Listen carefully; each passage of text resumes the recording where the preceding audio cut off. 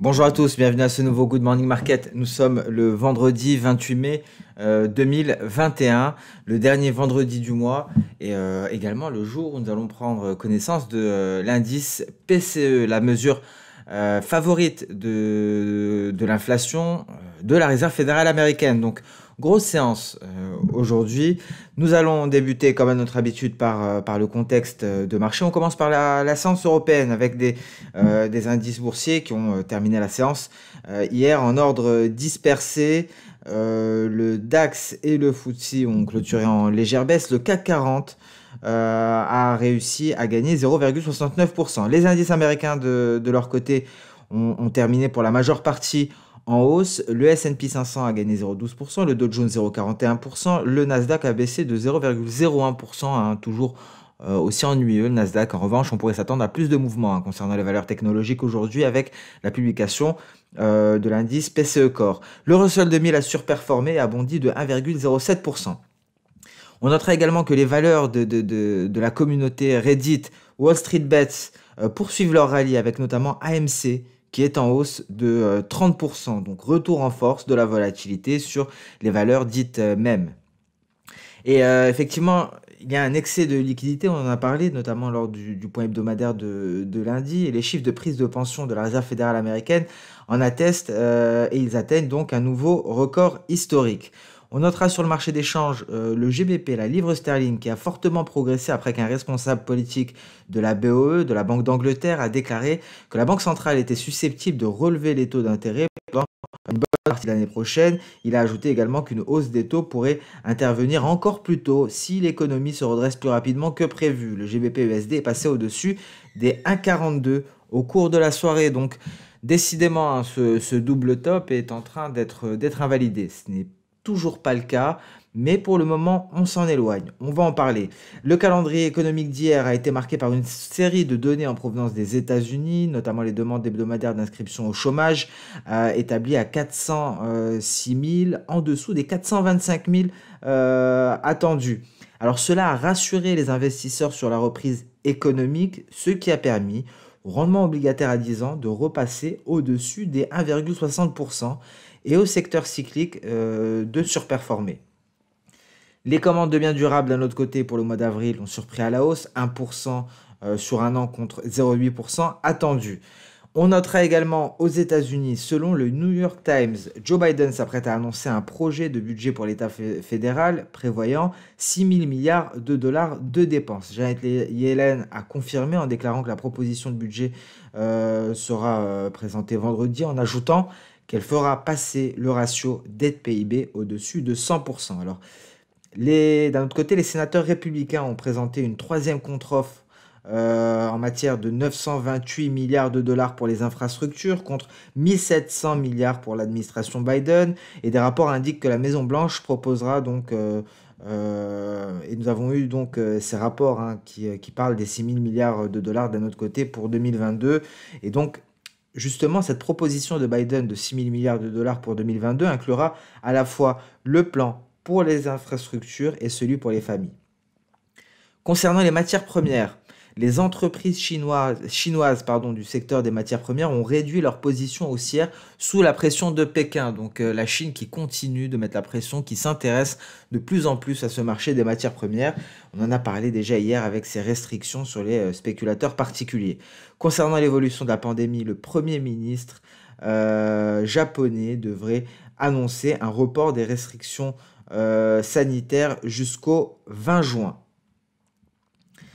Alors aujourd'hui, nous l'avons dit, c'est une grosse séance, c'est la séance de la semaine aujourd'hui avec ce chiffre du PCE Core tant attendu, mesure de l'inflation préférée de la Réserve fédérale américaine. On peut s'attendre à de la volatilité sur les rendements obligataires à 10 ans, on peut donc s'attendre à de la volatilité sur le billet vert, on peut s'attendre également à de la volatilité sur le gold.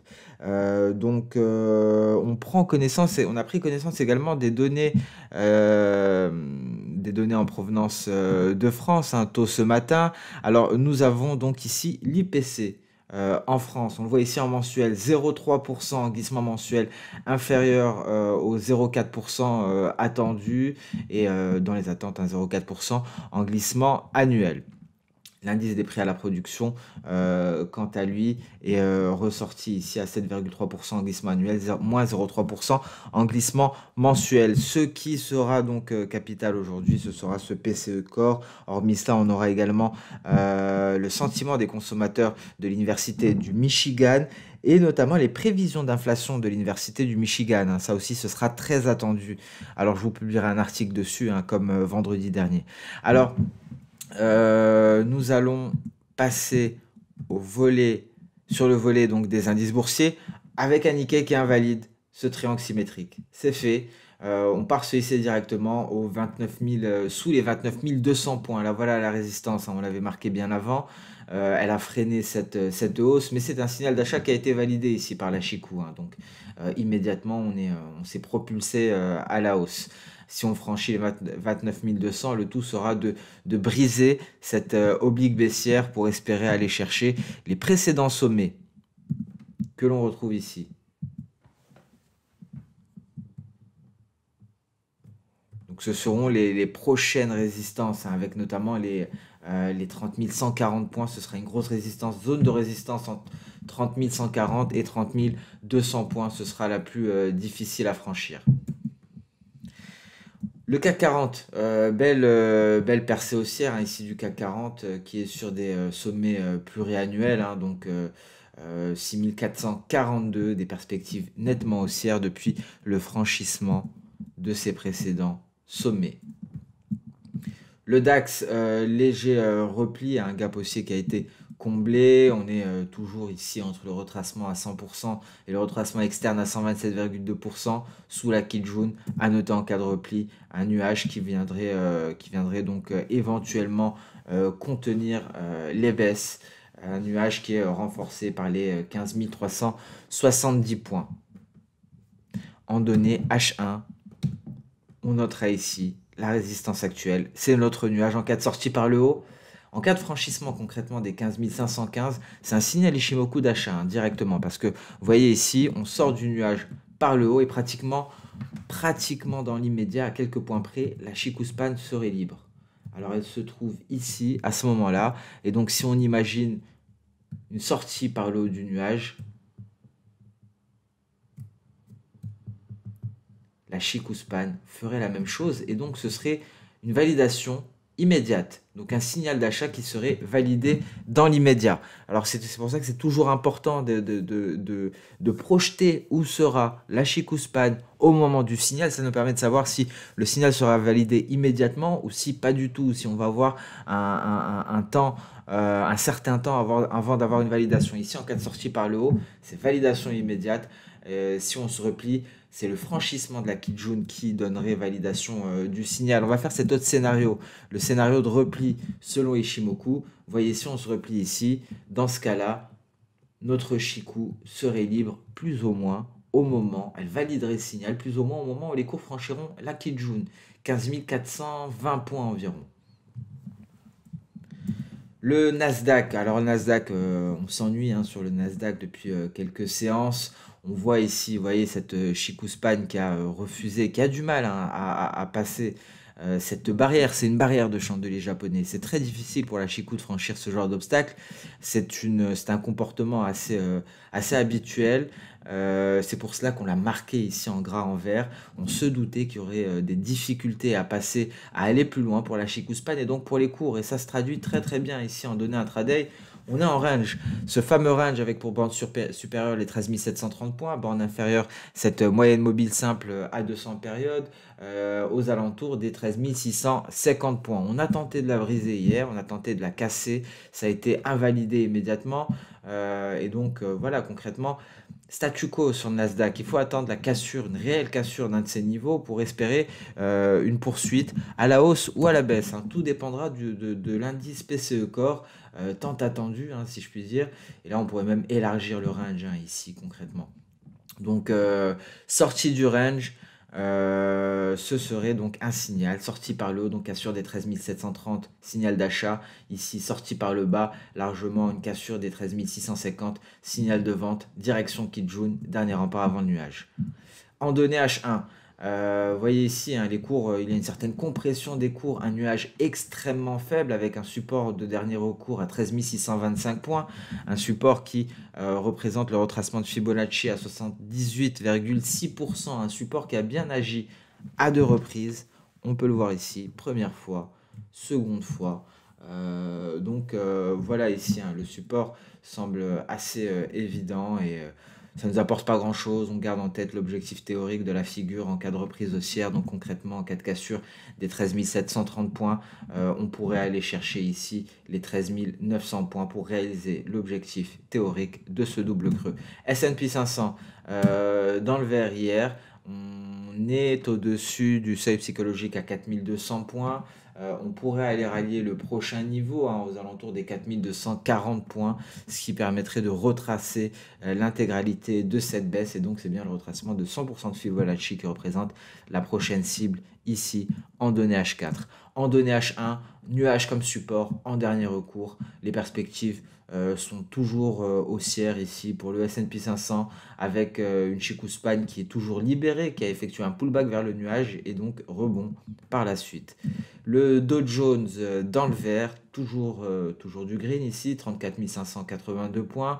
Le signal Ishimoku avait été validé par notre Chikou. À ce moment-là, on s'est replié et la Chikou a refusé, hein, d'intégrer ici ces chandeliers japonais et on repart à la hausse. Pas grand-chose, hein, pas une grande volatilité, on est tout de même dans le vert et donc tout dépendra de l'indice PCE Core cet après-midi, hein. C'est vraiment donc le chiffre attendu, hein, comme la semaine prochaine. Vendredi prochain, ce sera le premier vendredi du mois de juin. On attendra le rapport NFP.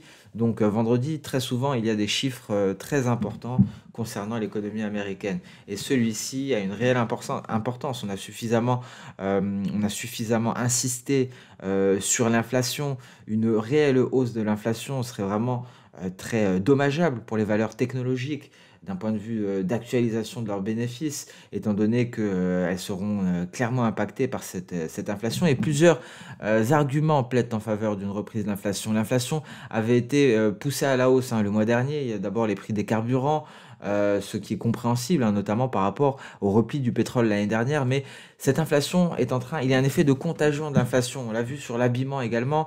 On a parlé des voitures d'occasion. Il y a une inflation des voitures d'occasion et je pense qu'on commence même à en parler en France parce qu'il y a une réelle demande aussi à ce niveau-là. Donc une inflation généralisée, il y a une inflation des loyers aussi, et il y a un moratoire aux États-Unis qui empêche d'augmenter les loyers pour les familles les plus vulnérables. Et une fois que ce moratoire ne sera plus d'actualité, les propriétaires seront en mesure de relever les loyers. Et ces loyers sont une grande composante de l'inflation. Donc plusieurs choses laissent à penser qu'il y aura une inflation effectivement cet été, et peut-être que cette dernière ne sera pas que transitoire, comme l'affirme notamment Jérôme Powell et plus largement les différents responsables politiques de la Réserve fédérale américaine. On en revient au Dow Jones ici, en données H1, on voit qu'on est sous résistance, retracement de 78,6% de ce précédent repli, 34 600 points. Franchissement, s'il y a franchissement de ce niveau, 34 990 aux portes des 35 000 points. C'est pour retracer l'ensemble de ce repli enfin. Russell 2000, hein, qui surperforme, très belle remontada ici du Russell 2000, entamé il y a 2 jours de cela. Donc à chaque séance américaine, hein, il progresse grandement, hein, il progresse de plus de 1,5% à chaque fois. Donc très belle remontée avec accompagné du nuage là, qui joue des Tenkan, hein, séance haussière à fort momentum, tendance haussière à fort momentum classique accompagnée de tous les éléments Ishimoku. Le Bitcoin, ce n'est vraiment pas gagné. On se replie dans l'enceinte du nuage, on se rapproche de la borne inférieure. Attention aux 35 660 $. Attention à une sortie par le bas du nuage. On va faire comme ce que l'on a fait pour le DAX. Vous voyez, s'il y a une sortie par le bas du nuage ici du Bitcoin, et en plus on est à l'approche du week-end, hein, il se passe très souvent des choses sur les crypto-monnaies pendant le week-end. Alors ce signal ne serait pas validé dans l'immédiat, mais il ne tarderait pas à être validé. Et il serait validé en cas de passage des cours sous les 34 680 $ environ. C'est c'est une validation très rapide qui pourrait être donnée. Et dans ce cas-là, c'est pour aller chercher les précédents creux. On a un premier creux 30 740, 30 800 environ. Le second 29 160 $, en dessous des 30 000 $. Si on va plus bas, prudence. Globalement, ici, on le voit hein, d'un point de vue hebdo, on est sur le point de clôturer encore dans le rouge, en dessous de cette résistance à 38 600 $. Très loin de cette configuration en épaule tête-épaule inversée qui n'a pas fonctionné, qui n'a pas été validée, mais un signal de baisse. Alors, excusez-moi. Voilà, je retire cela pour plus de clarté. Un signal de baisse Ishimoku sur le point d'être validé à court terme, à très court terme, en données H1. Le signal était là, signal le plus classique d'Ishimoku, sorti par le bas de nuage. La validation est sur le point d'être donnée, avec une Chikou qui pourrait également se désengager de tout obstacle, le dernier obstacle étant le nuage Ishimoku en données H1. Voilà pour les cryptos, voilà pour le Bitcoin plutôt, le gold. Le gold, clôture hebdo, prudence. Ici, on pourrait avoir un signal d'achat validé. On s'est quelque peu retiré. On est repassé sous les 1900 $ l'once. Il y aura de la volatilité sur le gold aujourd'hui et repli hein, en début de séance européenne, peut-être en direction de la Tenkan. Les niveaux sont plus visibles ici en données intraday. On retrouve notamment le niveau à 1870 $. Mais avant cela, on aura notre nuage. Donc un repli pour le moment. Concernant le métal jaune, le silver semble un peu plus faible hein, tout de même en données H4. On le voit ici, il est passé sous son nuage de son côté. En revanche, ici, on a une Chikou qui s'attaque à peine à un gros obstacle qui est composé d'un gros chandelier vert et du nuage H4. Donc, est-ce qu'elle va réussir à l'intégrer, franchir le nuage ? Le vrai signal de vente hein, sera donné à ce niveau-là, aux alentours des 27,32 $. C'est-à-dire lorsque la Chikou sera sortie par le bas du nuage, on aura une validation. Donc c'est à ce niveau qu'on pourra avoir un vrai signal de vente. Attention parce qu'on pourra aller très rapidement chercher les 26,56 $. Le retracement de Fibonacci à 61,8%. Le pétrole WTI. Données journalières, on est sur des sommets, vous l'aurez compris. C'est le scénario haussier qui a été validé. On avait parlé des deux scénarios, soit on casse ici, finalement ça s'est passé là, les 66,40, dans ce cas-là c'est un signal haussier en direction des 68 $, soit on casse la borne inférieure du canal haussier, c'est un signal baissier en direction des 64,27. Donc ce signal a bien eu lieu. On est à 66,86, pullback hein, vers les précédents sommets. Hein. Vous voyez ce qu'on est en train de faire. On est en pullback ici, sur ce niveau-là. Très exactement. Donc, on peut s'attendre à une éventuelle reprise haussière pour poursuivre en direction des 68 $ pour le moment. En revanche, si on réintègre ici, hein, on pourrait partir vers la borne inférieure du canal haussier. Voilà pour le pétrole WTI, le Brent a un même topo, on s'est ici au-dessus des 78,6%, 69 $, on est en pullback dessus et donc hein, la hausse est à privilégier à ce niveau-là pour aller chercher les 70 $. Le blé, et voilà finalement ce qui s'est passé sur le blé. Vous voyez, assez impressionnant, c'était vraiment la dernière chance pour le blé de rebondir, si je puis dire. Et le blé l'a fait. Le blé a rebondi aux alentours de cette faiblesse de nuages, un rebond considérable pour aller chercher la Tenkan, pour aller se rapprocher du retracement de Fibonacci à 50%, 681 cents le boisseau. Vous remarquerez que ce retracement de 50% correspond très précisément à deux choses, un palier de Kijun et la SSB. C'est pour ça, vous comprenez que j'utilise régulièrement ces deux outils techniques, Ishimoku et Fibonacci. Ils vont dans le même sens. Et ici, on la voit cette belle reprise. Mais attention tout de même, hein, il ne faut pas oublier ce nuage Ishimoku en données H4 qui sera une forte résistance. En tout cas, on s'éloigne de l'alerte baissière. On a peut-être notre point C ici. Et donc, si on démarre réellement, et pour cela, il faudrait attendre le franchissement des 700. Si on démarre réellement, les perspectives sont très intéressantes parce qu'on pourrait aller chercher, se rapprocher des 900 cents le boisseau. Donc le blé retiendra notre attention, vous l'aurez compris, lors des prochaines séances, lors des prochaines semaines. On passe sans plus tarder sur le marché d'échange. On commence par le billet vert, le dollar américain ici en données hebdomadaires. Pour le moment, en hebdo, on est dans le vert. En journalier, on est en train de se stabiliser sous résistance aux alentours des 90. Ici, on intègre le nuage. Est-ce qu'on va réussir à aller chercher les 90,400? En tout cas, cette légère reprise haussière a freiné un petit peu l'euro-dollar. L'euro-dollar qui a invalidé, on le voit ici, en données journalières, le franchissement de la résistance directement, un bull trap. On repart à 1,21 en dessous des 1,22. Et ici, prudence, on pourrait se replier parce qu'on a franchi la Tenkan, on pourrait aller chercher la Kijun. La Kijun à 1,21,25. Il faut rester prudent sur l'euro-dollar. L'euro-dollar qui en donné H4 a intégré son nuage. Vous voyez, ici, on avait une forte résistance. On n'a pas réussi à aller la taquiner. On n'a pas réussi à aller tenter de la franchir. Et on s'est écroulé. On a préféré intégrer le nuage. Prudence sur l'euro-dollar. Il y aura du mouvement aujourd'hui, car il y en aura sur le billet vert. AUD-USD, toujours rien. GBP-USD, vous voyez, belle hausse hier. Très belle hausse pour aller chercher les 1,4220. Mais on se replie aujourd'hui. C'est toujours pas invalidé, ce fameux double top, mais on s'éloigne de ce scénario de repli pour le moment. Merci aux responsables politiques de la BOE qui ont propulsé le câble, propulsé la livre sterling, le GBP-USD, donc sur la résistance, sur le sommet pluriannuel. En données H4, on est sur support, le support qui tient les 1,4171, le renforcé par notre nuage. GBP-NZD qui parvient à se redresser. Alors ici, on n'invalide toujours pas le double top, mais on refuse, vous voyez, c'est très intéressant, on refuse la sortie du nuage par le haut et on se propulse en direction du retracement à 61,8%. Est-ce que c'est pour repartir à l'attaque de cette oblique haussière? À suivre en tout cas. La force du GBP a permis un rebond du GBP NZD. On va regarder d'ailleurs.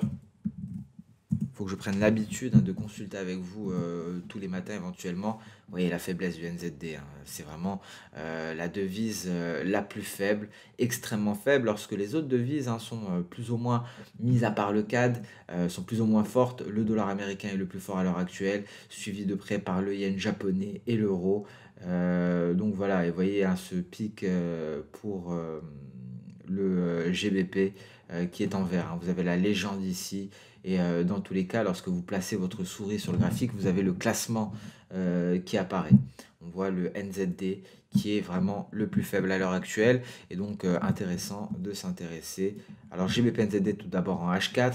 Grosse résistance tout de même, 1,95,85. C'était la résistance c'était un précédent support devenu résistance. Cette résistance est supportée et renforcée par notre nuage Ishimoku, comme on peut le constater ici. L'euro AUD, toujours rien. Intéressant NZD-USD. Vous voyez ici, bon, ça c'est en mensuel, ça ne nous donne pas grand chose, mais la faiblesse du NZD permet le pullback vers la borne supérieure du wage. On repasse sur les 61,8%, on est à 72,50 environ. En données intraday, on va chercher, en données H4, on va chercher notre Kijun, on pourra aller chercher cette oblique baissière qui relie les précédents sommets. USD-Yen, vous avez vu la force du yen, on l'a vu ici, le yen japonais qui est en bleu clair, pas loin derrière le billet vert, et donc 109,90 environ aux portes des 110. Et donc attention, si on passe au-dessus des 110, les perspectives haussières seraient renforcées. 110,50 prochaine cible avant les 110,83 environ. Voilà pour ce Good Morning Market. Je vous remercie pour votre fidélité, pour votre attention. Grosse séance aujourd'hui. On attendra avec impatience ces chiffres de l'indice PCE Core qui nous en diront énormément sur l'inflation, mais également les données de l'Université du Michigan concernant l'inflation. Sur ce, je vous souhaite une très bonne fin de semaine, un très bon vendredi, un excellent week-end. Nous vous donnons rendez-vous dès lundi pour le prochain Good Morning Market et attaquer ensemble cette semaine avec le point hebdomadaire. Très bonne journée et à très bientôt. Au revoir.